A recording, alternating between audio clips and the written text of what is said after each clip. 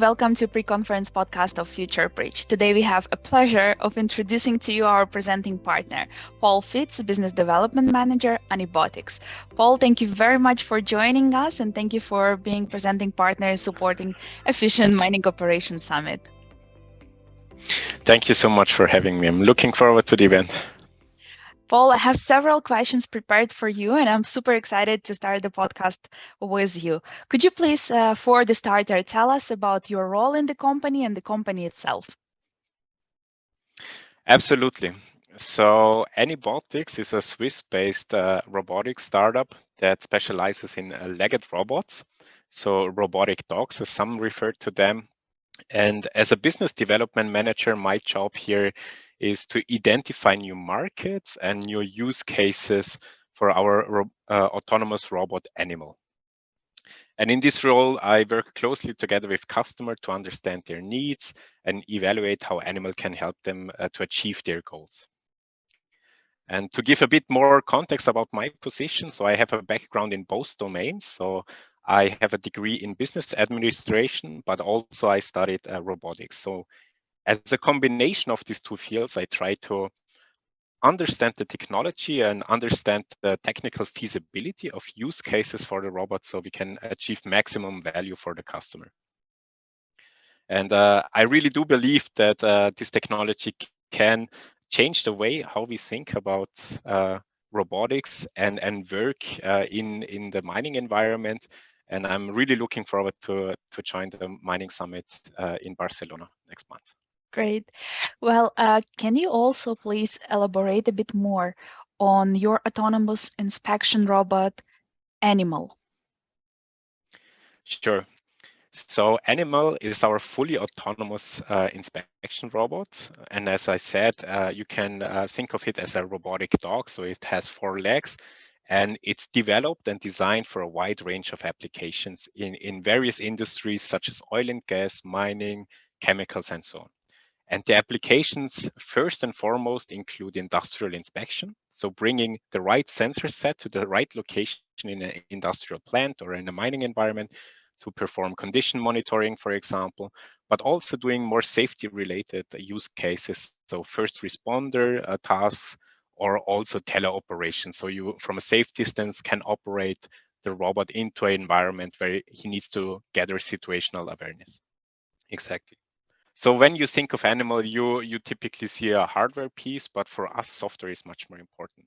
So our key feature is really that we designed our robots so well and robust that we can really deploy it in all sorts of industries. So it's really crash protected from the beginning, really designed in that it can take hits. It's IP67, so you can really partly submerge it in water.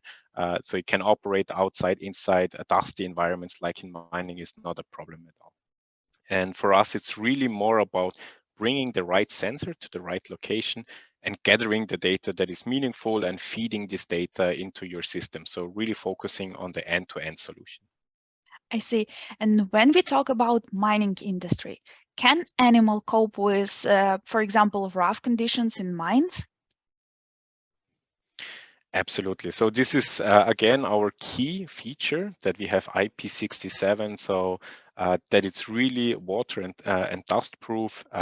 It is, as I said, crash protected. Also, the locomotion is simply amazing. So we do deploy in various industries. Sometimes they're like very sterile, like in chemicals. But I'm always looking so forward to see the robot performing in mining in really rough conditions with dust, with water, with loose rocks, with stairs. And it's just amazing to see how well the robot copes. And I would say now we are at the stage where the robot almost copes better than a human in terms of locomotion to navigate these environments. Yeah. I see. And maybe there are other aspects that you can highlight. How can the mining industry actually benefit from your solution? So the mining industry is actually a very broad term, and we can dissect it along the value chain, and we have gathered quite some experience already in the sector. So if you think of the mine itself, so surface or underground mines, There we have many use cases. So for example, post-blast blast inspection is something we typically hear and do, so that you really bring in a high-performance laser scanner, for example, to get really the situational awareness after the blast. Also transferring the material, so conveyor belt inspection is another really important use case for us, all the way to really the processing plant, so where there is like really asset intensive plants with crushers, with like all sorts of mills and motors. These are great use cases for animal, because these are typically huge plants, and they're dull tasks, dirty and dangerous partly. So this is exactly what Animal is made for. And with its sensor sets, so thermal cameras, zoom cameras, gas sensors, for example, it can really increase the productivity and increase the safety on the plant. And if we talk about the experience in mining industry, what are actually your experience in the mining industry so far? So we gathered quite some experiences. We deployed Animal in underground mines, for example. We've been in potash mines, so really dusty, corrosive material there. We also perform various kinds of conveyor belt inspections, so subsurface and also on the surface. And these are always great use cases. We deployed Animal on various processing plants, like cement processing plants, iron ore processing plants, also more in the later stage of the processing chain. So for example, also in the steel processing plants, we deployed Animals. So I would say there is a great set of use cases. So, and you can really think of it as a big ecosystem. For example, a great use case is also to have Animal on substations, feeding energy to these mines and plants. That by itself is always a great use case also. And here we gathered a lot of experience, which I'm happy to share in my presentation then at the summit. That's exciting. That's very exciting. I'm actually super curious about why a robotic dog? Why not a biped or a tracked or wheeled robot? Can you share? Yeah, this is a great question. And first of all, I want to share this is not a competition. So we never see each other in a competition with other systems, but it's really complementing each other. So if you think, for example, of a drone, we think there are amazing use cases for drones, and they are just different use cases. So for example, in drones, you have less battery lifetime, and you cannot have like a high performance sensor because of weight.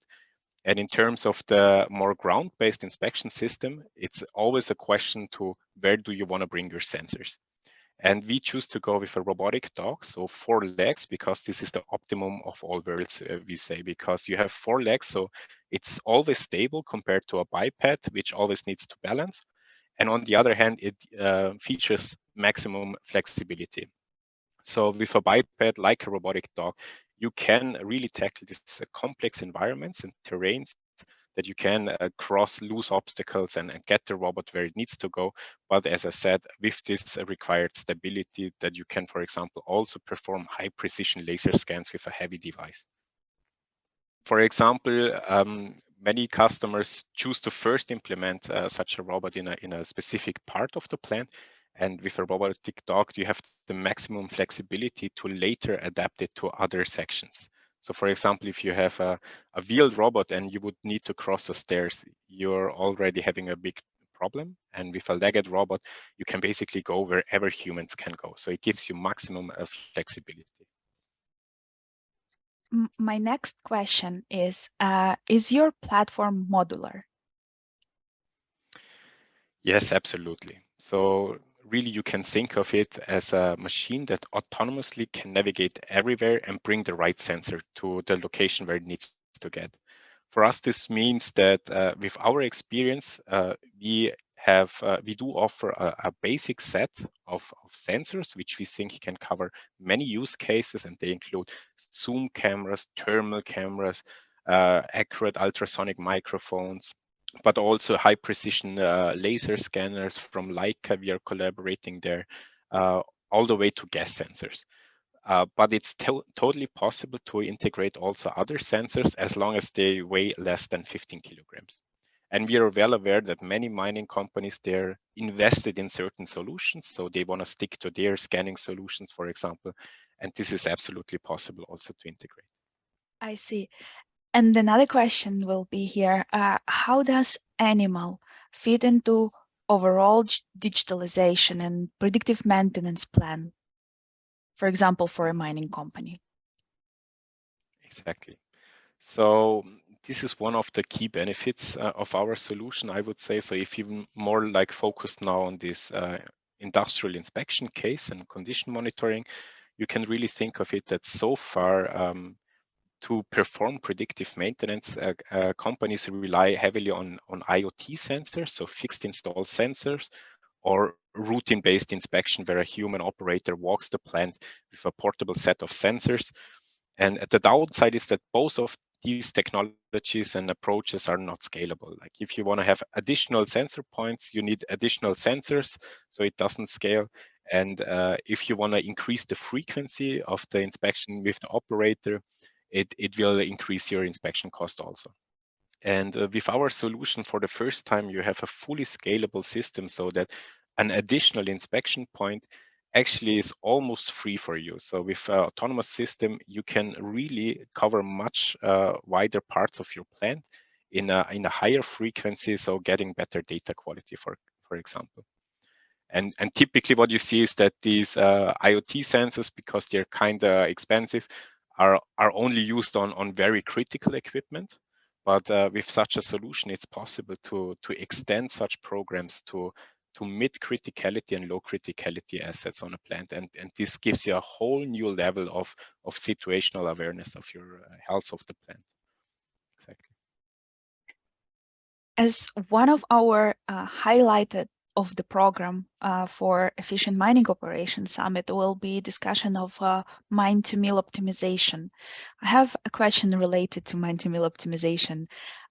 Where do you see ANYmal actually adding value in this big field from mine to the mill? Okay.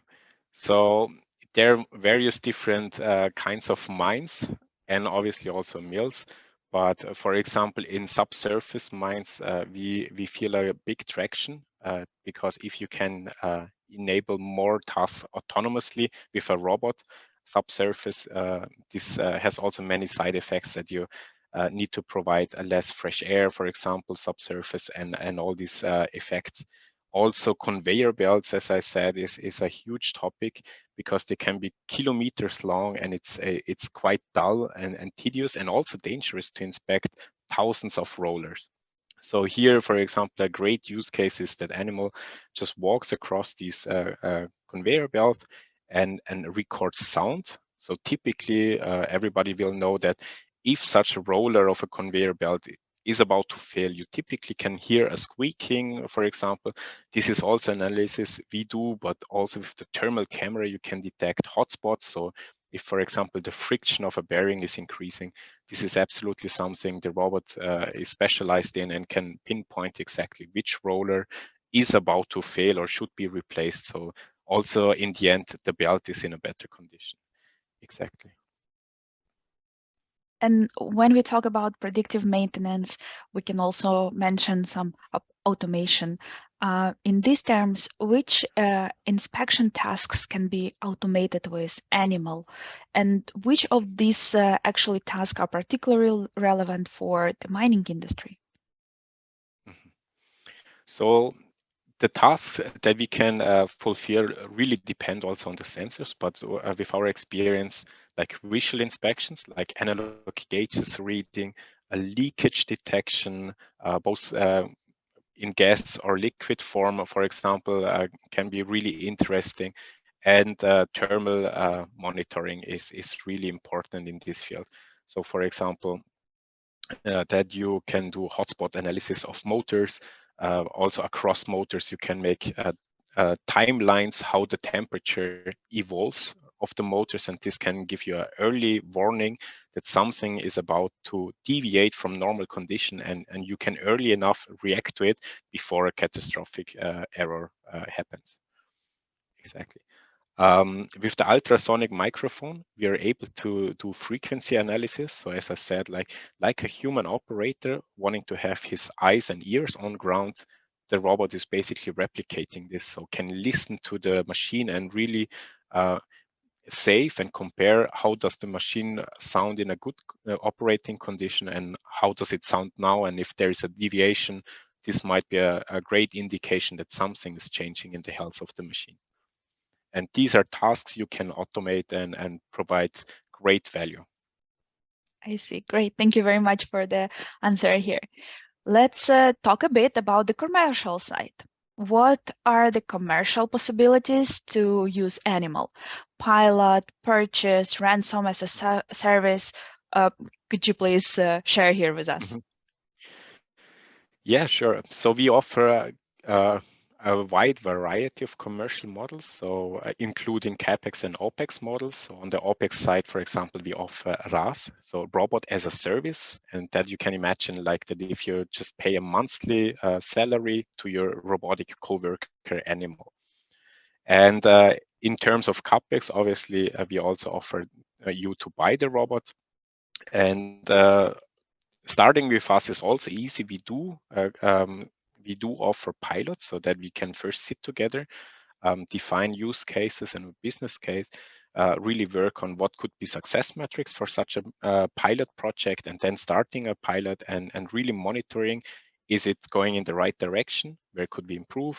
And if everything goes well, easily transfer this also into a RaaS model.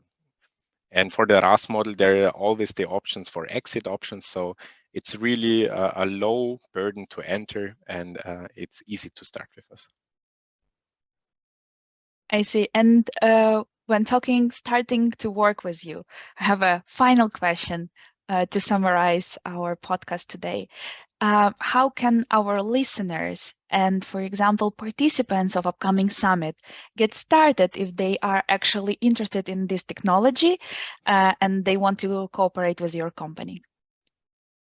Yeah, thanks for the question. So I'm really looking forward to be in person at the Mining Summit in Barcelona.